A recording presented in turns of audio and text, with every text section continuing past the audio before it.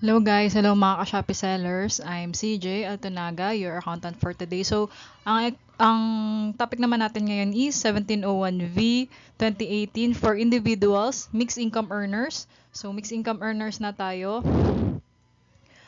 with 8% tax rate. So, mixed income, ibig sabihin, compensation earners and business owners. So, disclaimer, the accountant is not all no basis. Sometimes we tend to forget or miss something. If so, please let me know in the comments.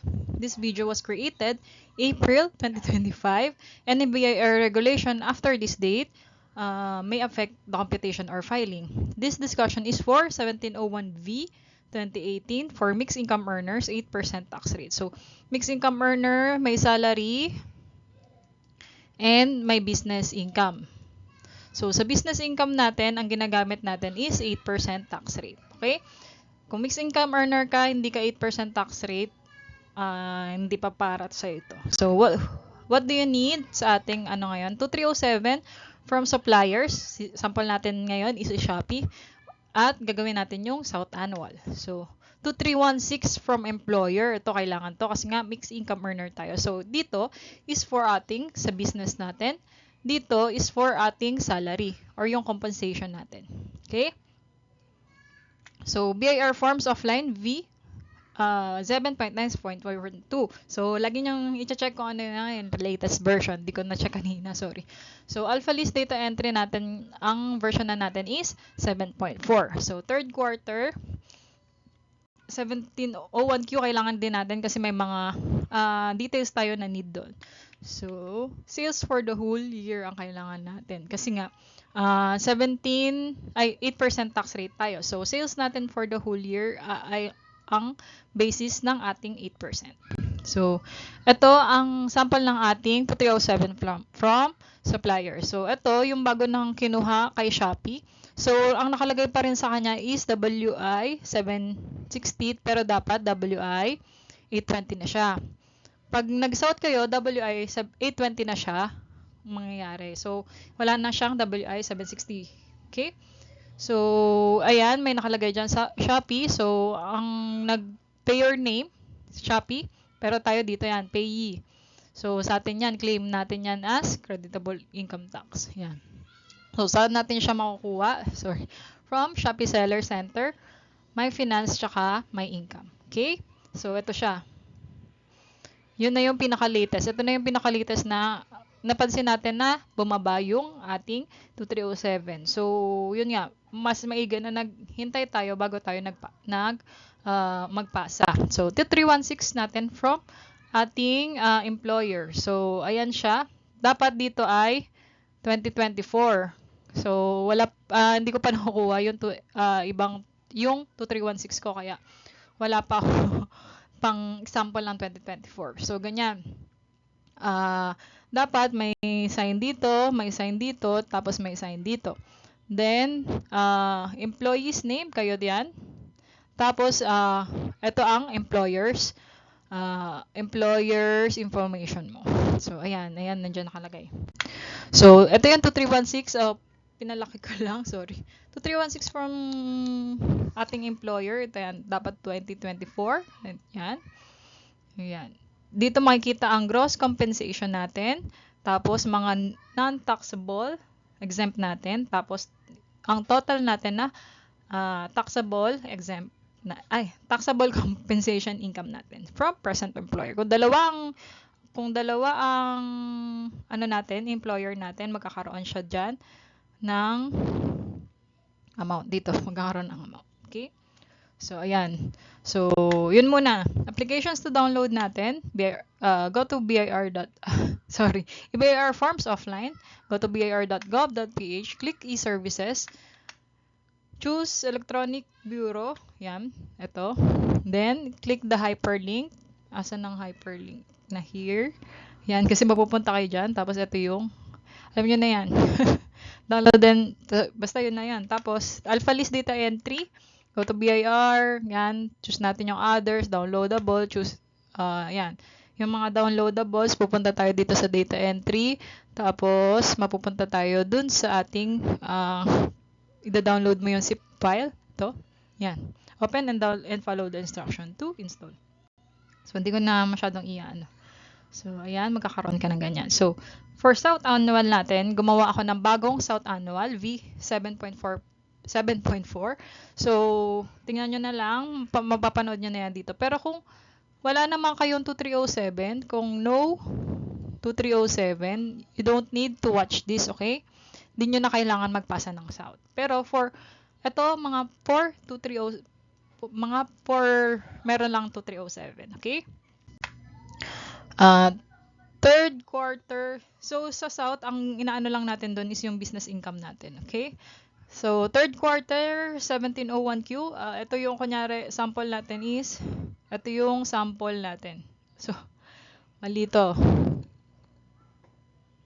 Mali yung nagawa ko. Dapat wala itong 250 kasi nga, ano tayo, mixed income earner. Sabihin na natin nagkamali yung pag-file natin ng ating business income. Dapat wala itong business income ng 1701Q. So, ang nagawa natin is meron ganito, pero dapat wala yan.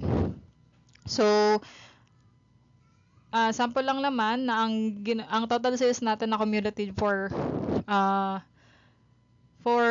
three quarters or third quarter is 1.3 million. So, idagdag na lang natin yung sales natin from October, November, December para makuha natin yung sales natin for our fourth quarter.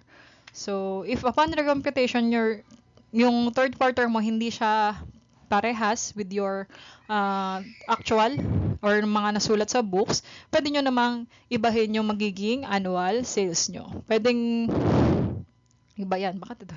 Basta ang total sales natin, itong total sales from fourth quarter plus itong total sales natin na 1.3. So, yan. Ano ba nangyari? So, ayan, 1.3. Tama. 1.377. Basta dapat wala to, sorry. Hindi ko na napansin kasi ginamit ko to sa ano. Yan. 1.377 tapos mapupunta itong dalawa sa mga tax payments natin. Kunyari, nagkamali nga tayo. So, ang nabayaran natin is ito pa lang. So, ayan, ang ating 2307 sa ating, big sabihin, itong dalawang ito ay for 3 quarters. So, yan na yan. Ayan, creditable tax previous quarter. So, creditable tax this quarter, sample lang natin to, ayan yung na-encode natin sa South. So, dapat ang South natin magkatulad. So, ayan. Yan na yung ating pang this quarter. So, ganyan siya. Ito yung ating for business income lang siya. Tingnan mo. Wala na siya na allowed na 250 dito kasi nga mixed income earner tayo.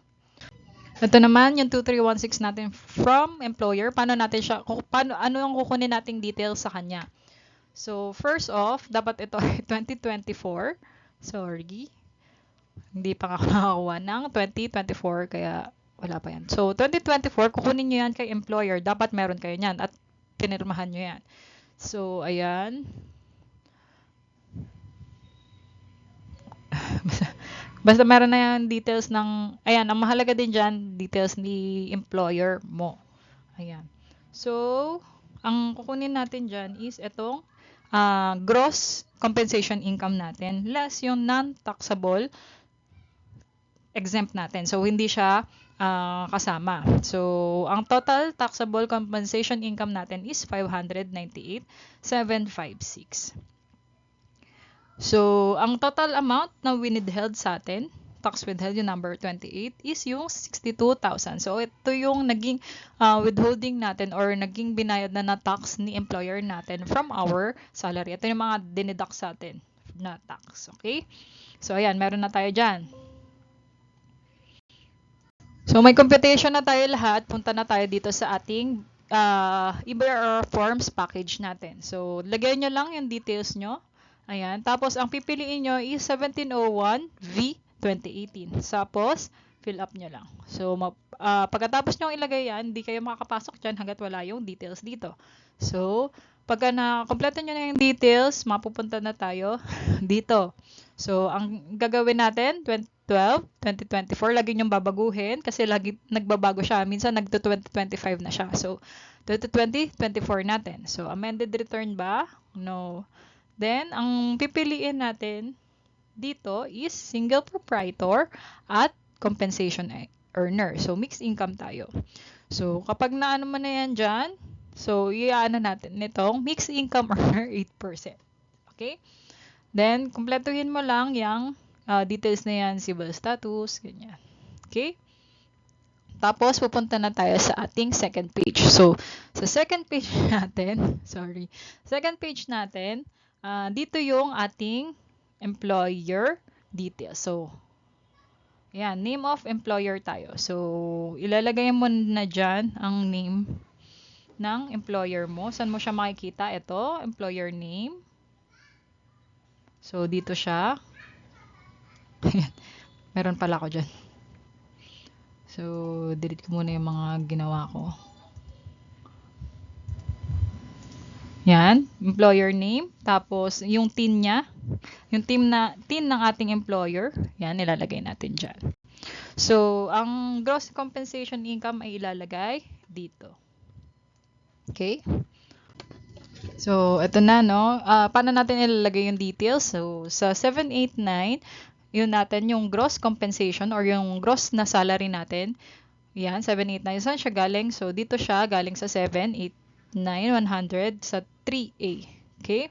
Tapos, ilalagay din natin yung tax withheld natin which is equivalent to 62,250.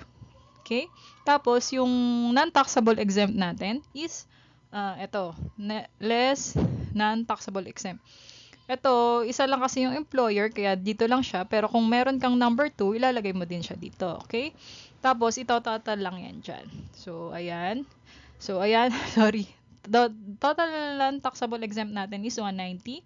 So, ang pinaka-taxable lang ng sweldo ko is 598. So, sa 598 na yon, 62,000 ang magiging tax ko. Okay?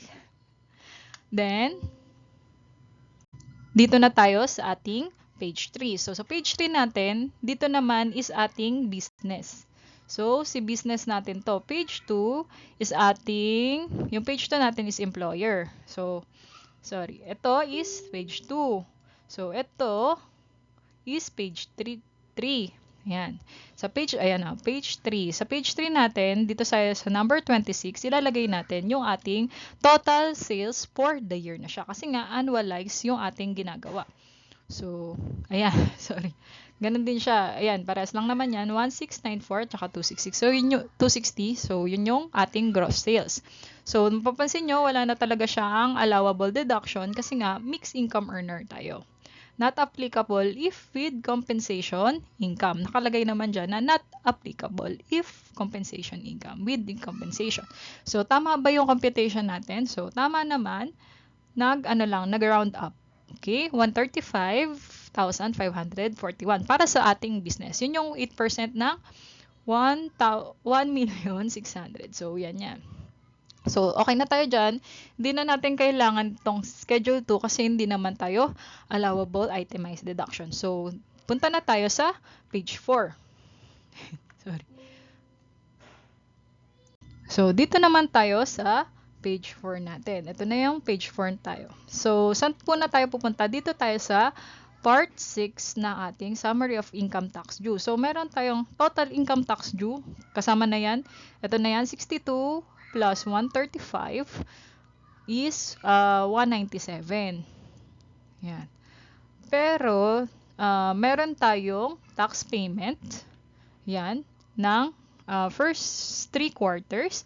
Meron tayong 2307 or creditable tax ng previous quarters. And meron tayong 2307 for the quarter. Okay? So, ibig sabihin na itong mga to, binayaran na ni Shopee para sa atin, nabayaran na ni employer para sa atin. So, ibig sabihin, ito Shopee, ito tayo. So, ibig sabihin, nakaabot na tayo ng mahigit 159,000 na bayaran na natin. Pero, ang babayaran talaga natin is 197. So, meron pa tayong payable na 38,147. Okay? So, parang talagang 8% lang talaga siya no ating tax payable. Kasi nga, yung graduated na 250 is nandito na sa ating compensation income. Okay? So, ayan. Dito pa rin tayo sa page 4 pa rin tayo Page 4. Sa ibaba na to. So, kung ano yung nilagay mong total sales for the year, yun na lang din ilagay mo as net income or loss per books. Okay? Para mag equals ka dun sa net taxable income. Kasi hindi siya mag-validate. So, laging yung titingnan itong parts 9. Okay? So, ayun lang. Ayan, 196. So, dito na tayo ulit sa ating page 1. So, sa page 1 natin, makikita natin kung magkano yung babayaran natin. So, kung magkano yung babayaran natin, ayan siya. So, 197, total taxable natin talaga. Ibig sabihin ito, tsaka ito. Pero bayad na ito, at bayad na ito. So, mayroon tayong 159 na nabayaran na. So, 38 na lang. Yan. Tapos may nagtatanong sa inyo kung pwede bang sa October, sa ibang pwede ko bang bayaran sa ibang ano na lang, sa ibang panahon, sa ibang araw or sa ano, pwede naman. Itong 38, pwede mo siyang bayaran ng October 15 before October 15. Ayan. Kasi 50% or less, ibig sabihin, 50% nito, ito, item 22, 50% niyan, pwede mong bayaran sa October 22 pa. Kapag dinivide mo to pag 50% mo to, aabot siya ng siguro mga 90 something, 90K. So, 90K or less, pwede mo siyang ilagay. So, pwede mo siyang ilagay na 38,147, babayaran mo pa ng October. Kung gusto mo lang naman. Pero, okay lang naman na hindi. So, pwede bang less dyan? Kunyari, ang babayaran mo lang is 38. Yan. So, 30. Kung gusto mo, 8,000 lang babayaran mo. Pwede naman din. Okay? Tapos, ayan. Okay na yan. Tapos, i-validate mo na lang yan. At, submit final copy. Kung merong error, balik-balikan nyo lang yung sasabihin nung pop-up. Okay? After natin, kung magkano yung gusto nating bayaran, pwede na tayong mag-validate to check all the items in the form or okay to submit, edit to file, to edit the file after validation, save the file, the print natin muna or after na nating submit final copy. So, submit final copy, submit online for final copy. Note, make sure that the file is final before clicking submit final copy because you cannot edit the file after submission online. Okay? So, ayan. Important pages natin. Again, important pages. Page 1, taxpayers details and payment. Payment details. Yan, sa page 1 yan. Sa page 2, employer and compensation details. Sa page 3, business sales. Page 4, tax credits and reconciliation. Okay? Kayo maglilito. Yun yung mga kailangan natin sa ating pagpa-file na ating mixed income earner. So, makareceive tayo ng email from EBIR forms offline. So, ito, hindi yan dapat ganyan. So, hindi pa ako nakapag So, B, 2018 siya. Okay? Hindi pa ako nakapag-file. So, send south file to that submission. Then, upload the files. Kung tapos na kayo lahat-lahat, upload natin yung files. So, pwede nyo itong ipanoorin para malaman nyo kung paano i-upload, merge ba natin yung PDF, ganyan. So, kung paano, panoorin nyo na lang to, sorry. Yan, tax credits natin. So, ito, kasi yan, ang natin yan is yung 2307 natin at yung 2316, okay? So, steps in annual filing natin. Gather all information and documents needed. File and submit using EBIR forms offline. Create south.file. Make sure that the creditable tax this quarter is same with the south annual. So, ayan. Dapat same siya. So, make sure to submit the file to e-submission at ebir.com.ph. So, pay the necessary tax payables if any, and save all the forms and email to PDF and emails to PDF and then upload to EFS. So, kung hindi nyo gusto mag-EFS, pwede kayong pumunta sa RDO niya para magpa-receive ng file. Pero dapat magpapa-receive po tayo, okay? Deadline natin, filing and payment of annual ITR is 1701 on or before April 15. Attachment to the annual ITR can be submitted 15 days after the filing of ITR or submission deadline, whichever is later. Okay? So, ayan lang. Thank you for watching. If you found this video valuable, please consider subscribing and turning on notification for more insightful contents. Your support is greatly appreciated and I look forward to seeing you in the next video. Our YouTube channel is Atlas F Travel. Thank you and God bless. See you on our next topic. So, sorry, basta before April 10, sana makagawa na ako ng ibang files. So, yun. Thank you. God bless.